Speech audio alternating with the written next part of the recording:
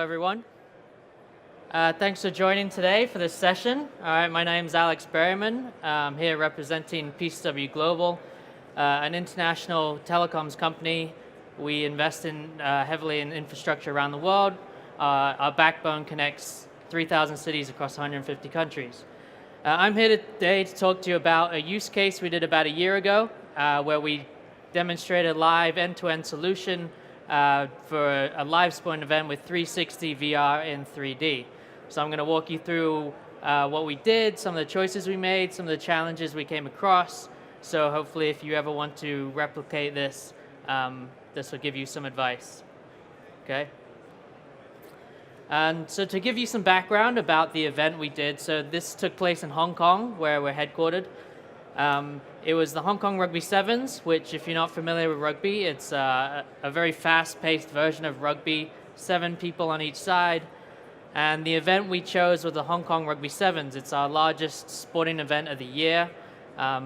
It's been an annual event for the past 40 years, and it usually has 28 international teams come and compete over 3 days.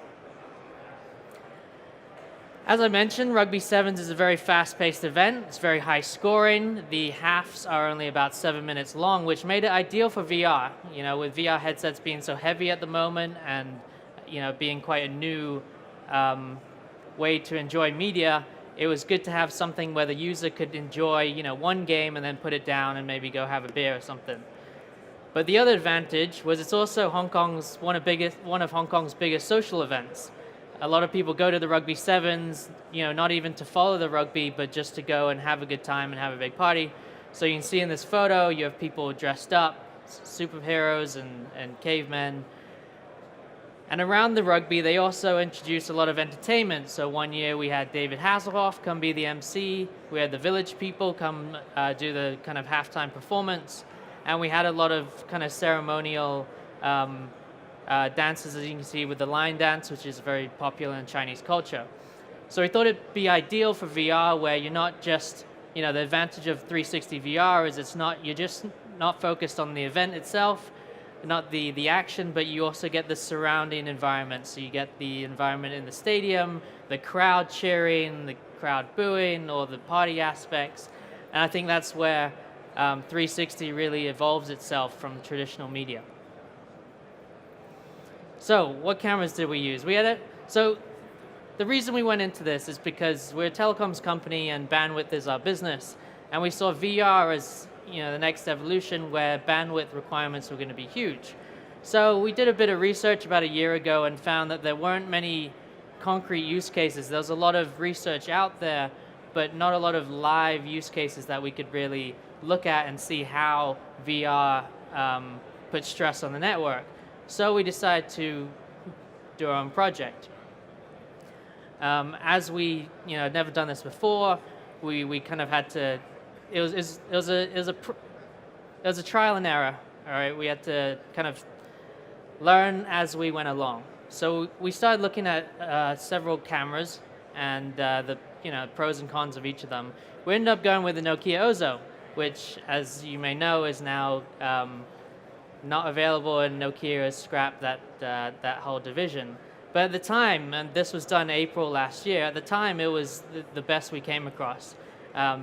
With the resolution of the camera was great, but also this just plug and play feature was amazing, so it was very easy to work with. We had some other proposals with other cameras, but they were kind of, you know, a little bit let's say difficult to work with. It wasn't so plug and play. There were 3 different cameras and there was ongoing stitching. The great thing about the Nokia is it came the hardware, the software, and the stitching was all in real time. So we decided to have 3 cameras. We placed one at the halfway field to capture most of the action. We placed one between the tri-zone and the south stand. The south stand is known as the party stand. It's where everyone gets drunk and dresses up. So we wanted to give the viewers that experience where they could, you know, watch the rugby in front of them, but then turn around and see all the fans kind of going crazy. We had a 3rd camera placed on the north side of the stadium between the tri-zone and the players' entrance. Each game is about 14 minutes long. You have a number of matches throughout the day, so we want to capture that players' entrance scene in VR, which was really spectacular because the camera was right on the corner, so the players are literally running past you. And these guys are big, right? So it was quite interesting seeing that close up. Now, when you're doing a 360 project with multiple cameras, you have two options. One, you can stream multiple streams, one from each camera, and give the user the option of which camera viewpoint he wants to look from. It's a nice feature. It's way more expensive, but also, we were kind of tossing up the idea of whether the users actually wanted to sit there and have to click every time he wants to move position on the field.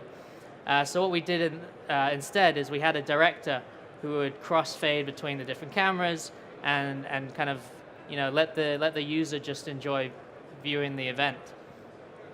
And the added benefit was because he was sat in the master control room with the traditional TV broadcast, we managed to get him a little raw feed from the TV guys, which was actually 5 seconds ahead of the VR feed, so he could almost predict where the action was going to go and crossfade to the camera that was most relevant. Camera position. So this was another big thing that we experimented with. We saw a few studies or recorded elements where they used the cameras in kind of the stands or VIP boxes, and we felt it didn't really give you that close-up feeling of really being there. I mean, if you're going to watch something in VR, a sporting event, a music event, you really want that front row seat, and that's the seat that everybody pays lots of money for. So if we're going to do VR, why not give everyone that seat? So we looked at putting the cameras right next to the field, or as close as we could get them without interrupting the athletes, which was a big part of the project, having to work with the event organizers because they had strict restrictions on where we could go and how we, it's an international event. People are getting paid to win this event, so they don't want camera crews in their way. So as you can see in the first picture, this is where we originally placed it, kind of behind a barrier where we weren't allowed to cross because that kind of green grass area there is where the players are doing their warm-ups. But eventually we talked them into moving it about 5 meters in front towards the billboards, just because that 5 meters really made a big difference. As you know, in 360 there is no zoom. Okay, so the viewer is exactly where the camera is. So being as close to the pitch was a big difference. And then there's height. Okay, so at first we thought, okay, we don't want to give viewers vertical. We want them we thought we would put them at eye level. So we put the camera about 1.5 meters, so wouldn't get vertical. We found though, going through the day, that this actually really hindered your view. I mean, you got people walking around. A lot of people don't know what a 360 camera looks like, so all they see is this little ball. So they're walking in front of it, walking around it, kind of expecting it, and their head gets blown up in VR. Because normally when you're doing a TV broadcast, you got a camera crew, and the camera crew have their space, and everyone knows like, okay, don't mess with these guys, they're busy. But with the 360 camera, the great thing is you press play and you just leave it and you walk away. You don't need a cameraman manning it 24/7. So yeah, we ended up raising the camera to about 2.5 meters, kind of give everyone just that little extra elevated look. Just to give you a quick demo, I mean, this is a 2D video, so it really doesn't capture the experience in a VR headset in 3D, but it'll just give you an idea of kind of the stadium and what the viewer could see. There's supposed to be audio, but we could get that to work. But as you can see, there's the tri-zone, and you're literally standing right there. So, as these like big Fijians and New Zealand guys are running at you, like in 3D and VR, it really stands out, and it's quite an amazing experience for the first time.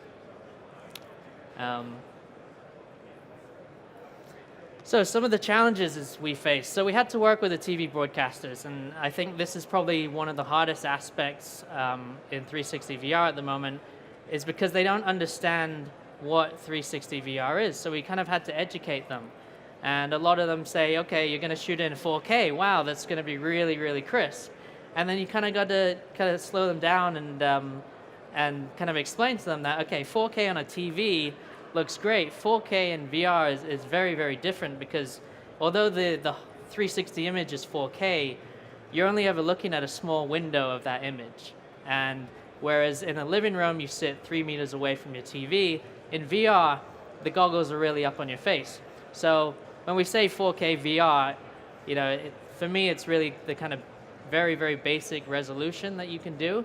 At the time, it was the best that we could do with the technology we had, which I'll go into a bit later. But it was really kind of managing expectations on what the feed was going to be like. Because we had to work with the TV broadcasters and they had the rights, we had to respect them. And they were really worried about, is this going to hurt their brand image? Is this going to, steal viewers away from their TV screen? And we had to explain to them, like, it's a completely different experience. Your TV cameras, they're going to catch 10 different angles. They're going to zoom in on the action. You got replays, you got commentators. Completely different experience to 360 VR, where you are in the presence of the stadium. There is no commentator because you have the sound of all around you. If you're at a stadium, you don't have someone talking in your ear or replays flashing before your eyes.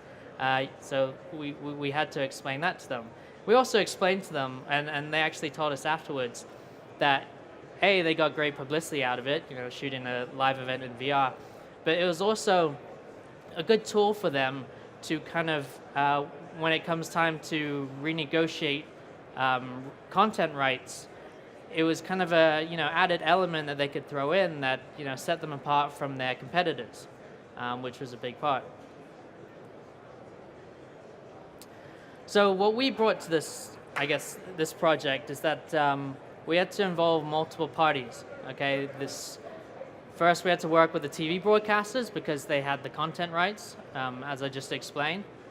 We had to work in stadium, all different equipment, all the cabling, all the power sources were completely different from the existing ones for TV, so to bring in our own guys.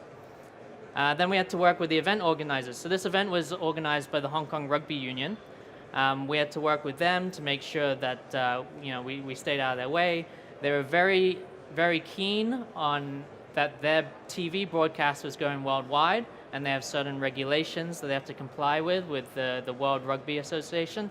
So they wanted to make sure that we weren't going to hinder that, and also that we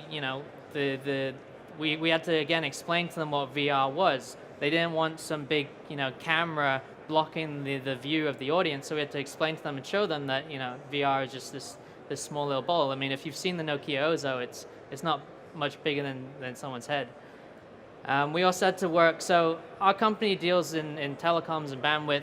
We're not a production company, so we partnered with a company called Ideal Systems, and they did all the in-stadium production work for us. They brought in the director, the mixers, and such. And we also worked with Harmonic. Okay, this was an important element because we were shooting in 4K. We really needed a good partner for compression. We needed to be able to compress 4K, but because it was live, you can only send the feed through the encoders once. When you look at recorded VR on YouTube or any other websites, it's been processed a few times and it looks really great. But when you're shooting live, if you ever get a chance to see live VR, it's not quite the same. And so that was really important that we worked with Harmonic. They actually have some VR demos here, the booths at the end, if you get a chance. So what do we do? So we didn't have time on our side of this event. We had 6 weeks to deadline. We had 6 weeks to put this together, which we were quite fortunate that we do a lot of live events for broadcasters all around the world. So our events team are very used to working on tight deadlines, and that's a real big difference between doing live VR and recorded VR, is that you have these deadlines that you have to meet. You can't be late. And I'll walk you through some of the kind of milestones we hit as we went along. So we had the capture devices in the stadium. We used the Harmonic compressors. In Hong Kong, we had fiber to the stadium, which was important because we had close to 100 megabits per second of video coming out in 360. And then we had to distribute it. We only had the rights for Hong Kong to distribute to the viewers, so we developed an app that we launched.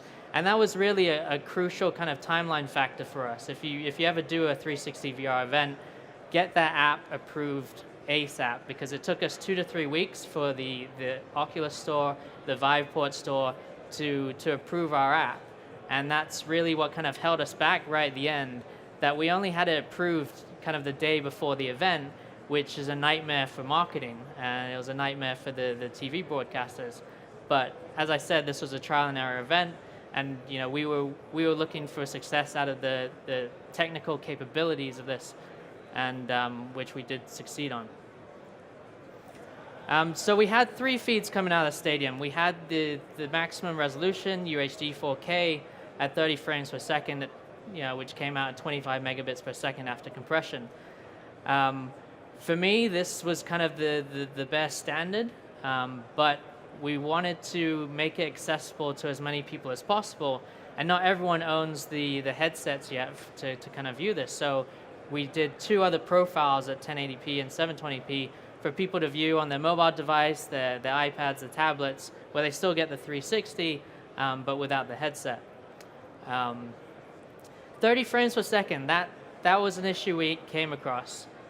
In VR, with live sports, everything's moving very quickly, and for me, 30 frames per second was, again, kind of a bare minimum. It was the best we could do at the time with the technology, but given how fast everything moves and your head's moving in VR, 60 frames per second is really a minimum.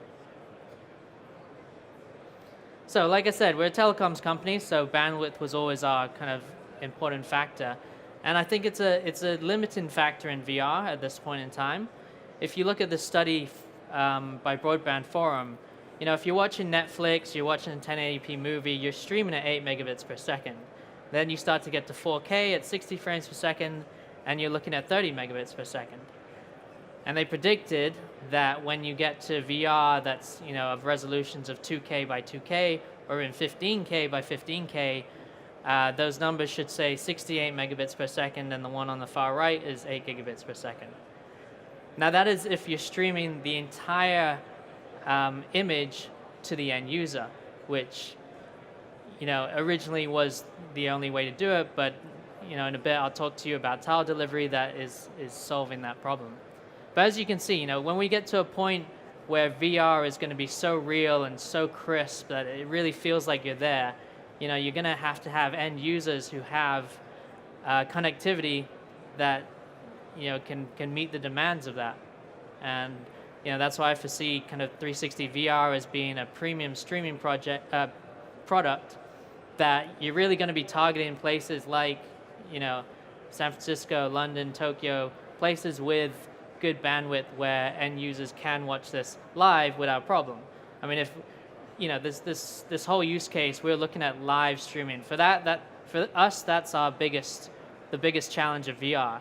I mean, a lot of people put a lot of recorded content on YouTube and such, and that's easy to do. But when it comes to delivering something live, I think that's where the industry is going to struggle moving forward. So just a few things that we kind of picked up on during the event. Nokia tweeted about the event. They hadn't really had a live international event that used their hardware, their software, kind of implemented into the whole end-to-end solution. If you're familiar with Content and Technology magazine, they published this on the front page. So I mean, we were doing something that hadn't been done before. Live 360 VR 1 year ago. Now you got a number of companies doing it as well, but it was really kind of a learning process for us. So what's next? I mean, I'm talking about a use case we did about a year ago. It was still an amazing project, and we learned a lot about everything that went on, from the production element to the network requirements to CDN to what are the different cameras and all the different challenges we'll face. But it's still not, I wouldn't call it a mainstream product. There's all those numbers coming around about how VR is going to blow up and explode, and then by 2020 it's going to be billions and everything. But we're not there yet, and I think there are a few factors that are going to limit us from getting to that point. One, capture devices and resolution. Okay, you had the Nokia Ozo, beautiful piece of craftsmanship that is now defunct, but you got all these new cameras coming out that can capture in 7K, 8K. And you have these customized rigs where they'll put 3 different 8K cameras together. And that's going to really improve the viewer experience. You got to change people's mindsets. A lot of people still don't know what 360 VR is. They haven't experienced it. They need to. The TV broadcasters need to. They need to understand what it is. And headsets need to get more affordable. Distribution, and that's where we come in, and what we're looking at is how we can develop a better network to accommodate this high bandwidth requirements, low latencies of 360 VR. And of course, the chicken and egg, technology versus content. The content will be there when technology's there. Technology people will use when there's content to watch. So that's a big thing. So as I mentioned earlier, tile delivery. So that's the latest thing in past couple months for VR, where instead of downloading the whole 360 image, you have companies now working on programs where you only download the part of the image you're looking at. Which they've said can save up to 2/3 on the bandwidth or 75% on the bandwidth. And so that's just to rush and hurry up because limited time, but yeah, that's something that is going to be really interesting. It negates the level of bandwidth, but it's also going to put a lot more strain on the latency between the end user and the CDN, which is again a network issue that we're looking at and that the industry is going to have to take into account going forward with live VR. Okay, thank you very much. Any questions? Yep. Okay, so we get this question a lot. So because we didn't get the app approved till the night before the event, we really couldn't promote it, we couldn't market it, which was a real shame. I mean, we were lucky to get it approved last minute because otherwise we would have had to, just scrap the whole project. So the numbers aren't great. We didn't even analyze them or look at them. We just put it out there. There was no subscription. It was free to view, so anyone could download the app, go on YouTube. But yeah, it's a big question in the whole industry. How many people are actually watching these events? Anyone else? Okay, thank you very much.